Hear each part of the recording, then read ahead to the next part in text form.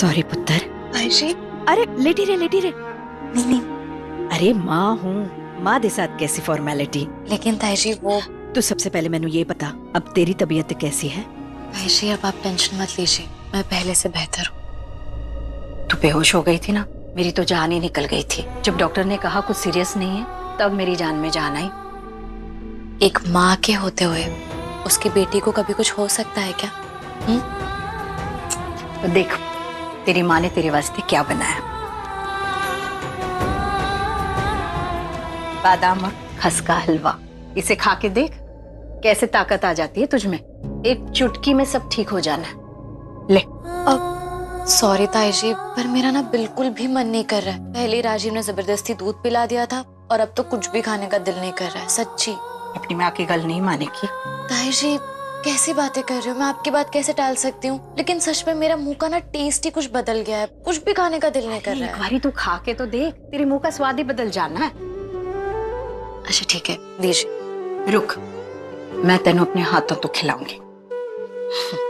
माँ के हाथ से खाने से ना खाने का स्वाद दुगना हो जाता है। अले। वाह ताईजी, ये तो सच में बहुत ज्यादा टेस्टी है। आखिर बनाया किसने है? अले।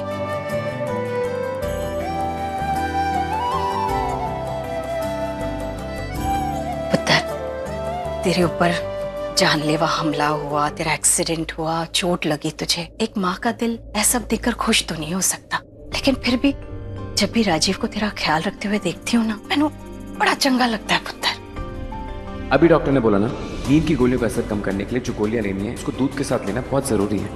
और जो मेडिसिन उन्होंने लिखी है उसके अंदर मल्टीविटामिन्स हैं, वो तुम्हें अंदर से स्ट्रॉन्ग करेंगे। आफ्टर ऑल तुम प्रेग्नेंट हो, मेरे और नीति के बच्चे की माँ बनने वाली हो।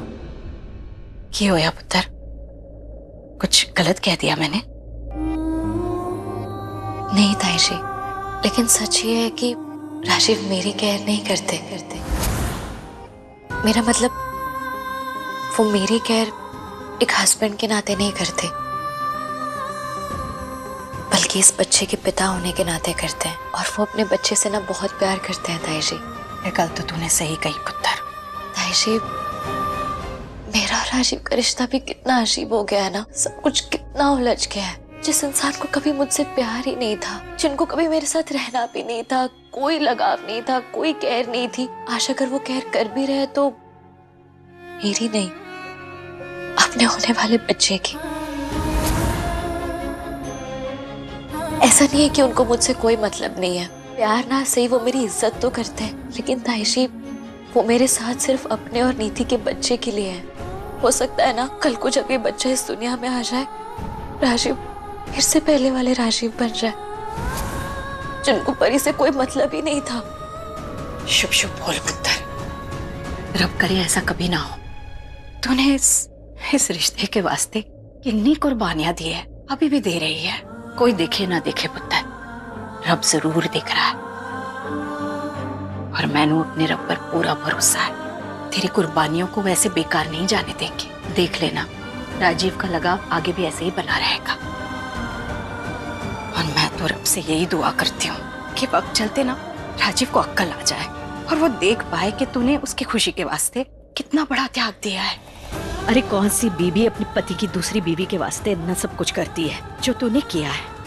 और नीति, उसने भी जरूर कोई अच्छे कर्म किए होंगे जो उसे तेरी जैसी दोस्त मिली, जो उसके खुशी के खातिर अपनी खुशी की परवाह नहीं करती, और तो और उसके बच्चे को भी जन्म दे रही है।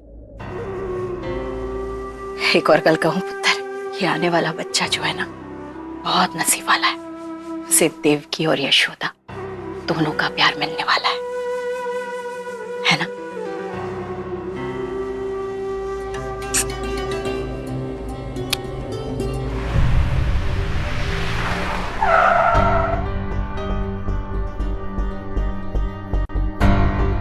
नीति, पता नहीं क्यों मुझे ना बेबे के इरादे परी को लेके कुछ ठीक नहीं लगते। जब से वो इस घर में आई हैं, परी के साथ कुछ अजीब सा बिहेव कर रही हैं। पता नहीं क्या प्रॉब्लम है उन्हें परी से। ये संजू बार बार बेबी के लिए ऐसा क्यों बोल रहा है मेरे सामने? कहीं इसको मुझ पे भी शक तो नहीं हो गया? कहीं इसने मेरा फोन वोन तो चेक नहीं कर लिया ना?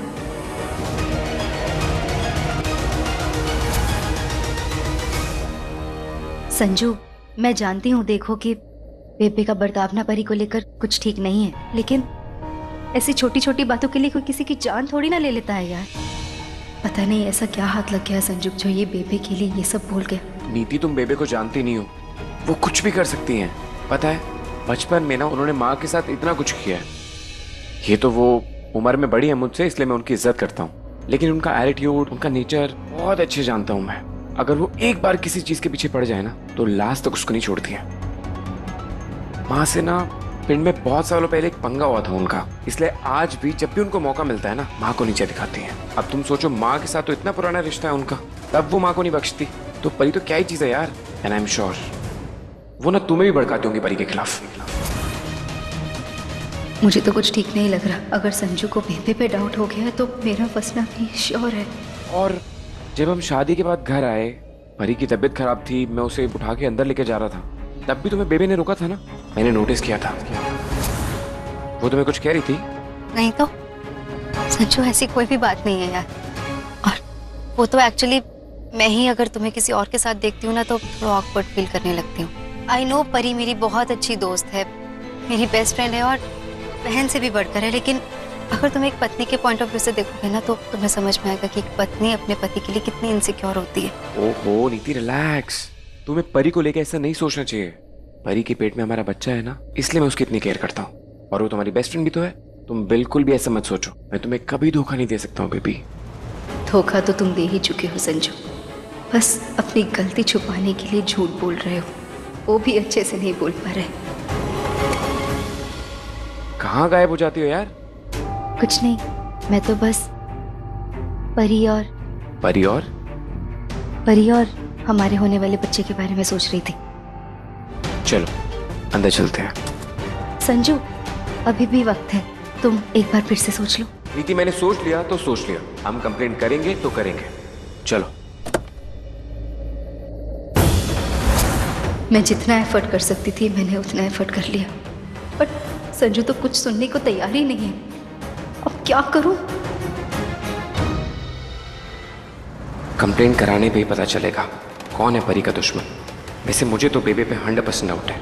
एक बार ही गुंडा हाथ लग जाए, फिर चाहे कोई भी हो, मैं उसे जेल पहुंचा कर ही रहूंगा। बट ये नीति को क्या हो गया है? परी को लेके ये बेबे को इतना डिफेंड क्यों कर रही है? परी को लेके नीति का एटीट्यूड कुछ बदला बदला सा लग रहा है। क्या हुआ?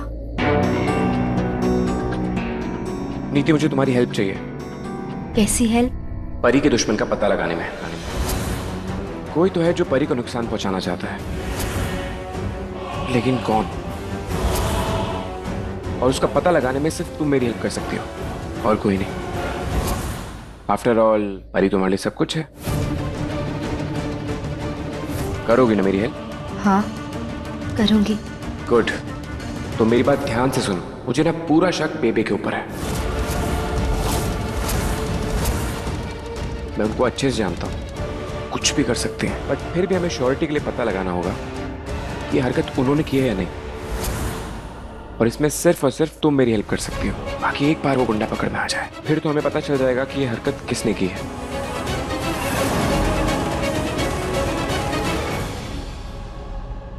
एक्सक्यूज मी सर, हमें एक कंप्लेंट लिखवानी है। हुआ क्या है? अटैक। किस पे? परी पे। परी कौन है? वो मेरी दोस्त है। तो फिर वो खुद क्यों नहीं है, या फिर उसके घर से किसी को आना चाहिए था कंप्लेंट के लिए? सर एक्चुअली परी की ऐसी कंडीशन नहीं है कि वो यहाँ आ सके। सर आप प्लीज जल्दी से कंप्लेंट रजिस्टर कर लीजिए, क्योंकि इस परी की जान को बहुत खतरा है। और सर जिसने परी के ऊपर हमला किया है, मैंने इसको खुद अपनी आंखों से देखा है। अगर आप बोलोगे तो मैं सीसीटीवी फुटेज भी लाके दिखा सकता हूँ आपको। अच्छा, वो जो हमलावर है हमला करते हुए परी पे दिख रहा है सीसीटीवी फुटेज में? सर ऐसा नहीं है, लेकिन उसने ना सर परी के ऊपर 2 बार अटैक किया है। एक बार गाड़ी से टक्कर मारी ताकि लोगों को लगे कि एक्सीडेंट है, और दूसरी बार अभी रंधावा के घर पे झूमर गिराने की कोशिश की, लेकिन थैंक गॉड परी सेफ है। और इस बात को करीब 2-3 घंटे हुए, उससे ज्यादा नहीं। क्यों नीति? हाँ सर। ठीक है, मैं आप लोगों की कंप्लेंट नोट कर लेता हूँ, लेकिन विक्टिम का स्टेटमेंट हमको जरूर चाहिए होगा। ठीक है सर, आप इन्वेस्टिगेशन शुरू कीजिए, और जो बाकी की फॉर्मेलिटीज हैं उसमें हम आपके साथ फुल कोऑपरेट करेंगे। ओके। कितनी केयर कर रहे हो ना तुम परी की। अचानक से तुम्हारे लिए परी कितनी इम्पोर्टेंट हो गई है ना। कल तक वो तुम्हारे लिए सिर्फ मेरी दोस्त थी, और आज उसकी चिंता में तुम मुझे ही भूल गए हो।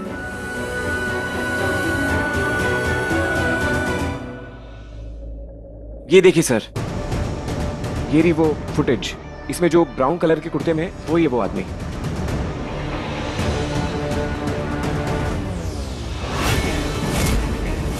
इट मीन्स संजू रघु को पहचान गया है। सीसीटीवी फुटेज मिलने के बाद तो पुलिस को रघु को ढूंढने में बिल्कुल भी प्रॉब्लम नहीं होगी। भगवान जी, ये क्या हो रहा है मेरे साथ? ऐसा लग रहा है जैसे संजू हमेशा के लिए मुझसे दूर जा रहा है और परी मेरे संजू के और करीब आती जा रही है। नहीं भगवान जी, मैं ऐसा कुछ नहीं होने दूंगी। कुछ ना कुछ तो करना होगा मुझे। इंस्पेक्टर साहब, आपको क्या लगता है कौन कर सकता है परी पर हमला?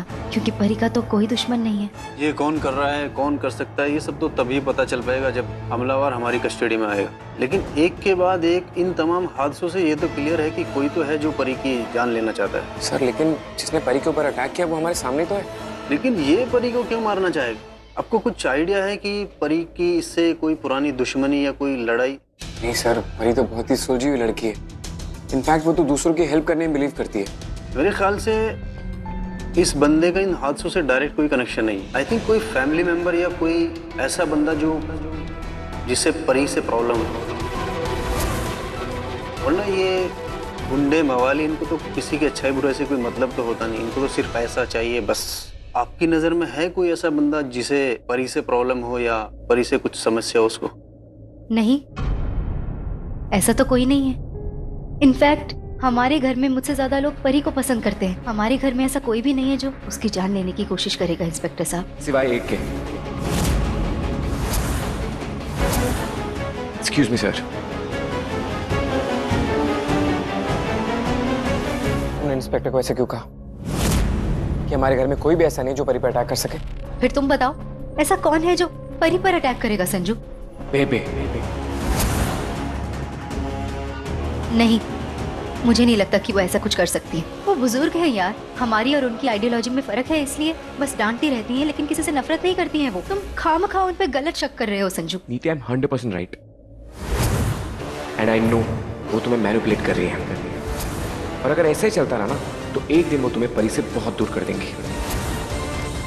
चल अब तू आराम कर, मैं बाद में आती हूँ। परिणीत, सत श्री अकाल जी। सत श्री अकाल बहन जी।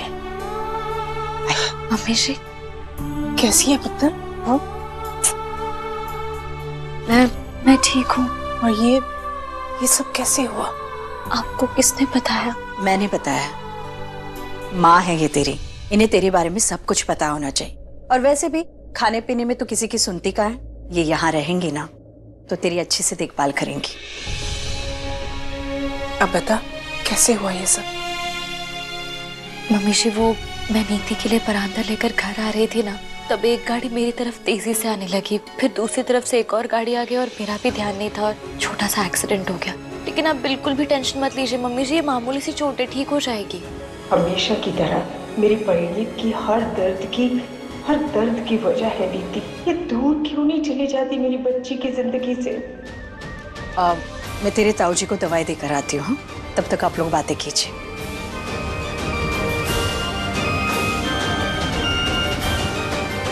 तो क्यों अपनी जान के पीछे पड़ी है? हाँ, वो भी उस नीति के लिए। क्यों पुत्र? कि कुछ नहीं कितना होने तेरे नाल, और तू अभी भी उससे इतना प्यार करती है, इतना भरोसा करती है उस पर।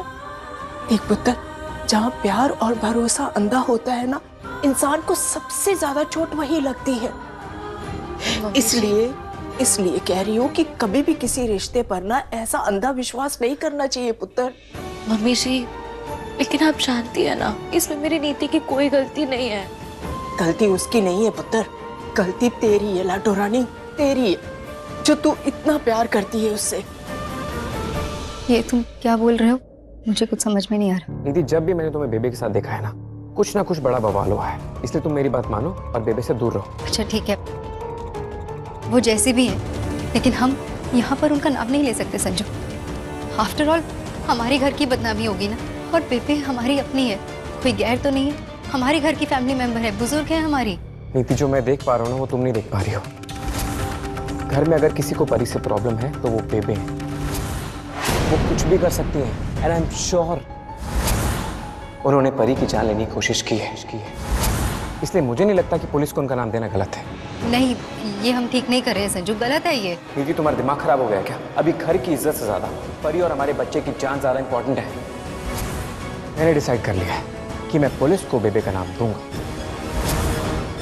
ताकि वो उस गुंडे तक पहुंच सके और असली मुजरिम यानी कि बेबे तक पहुंच सके। और तुम्हें क्या हो गया? अभी तुमने बाहर मुझसे प्रॉमिस किया था कि सबके सामने बेबे की सच्चाई लेकर आओगी। याद है। साहब बुला रहे हैं आपको, रिपोर्ट लिखवानी थी ना आपको? जी आया, चलो। ये तूने क्या किया नीति? अपने ही पैरों पे कुल्हाड़ी मार ली है। ना बेबे का साथ दिया होता, ना ये सब मुसीबत हुई होती। हर वक्त नीति नीति नीति नीति करती रहती है। और उसने क्या किया तेरे साथ?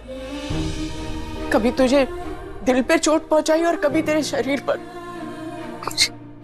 देख पुत्र, मैंने तुझे पहले भी समझाया था और आज फिर से कह रही हूँ, ये सारा परिवार ना बहुत मतलबी है। इन लोगों को तुझसे तब तक मतलब है जब तक तू इन्हें इनका वारिस नहीं दे देती। और जैसे तू इन्हें इनका वारिस दे देगी ना पुत्र, ये तुझे इस घर से बाहर निकाल देंगे।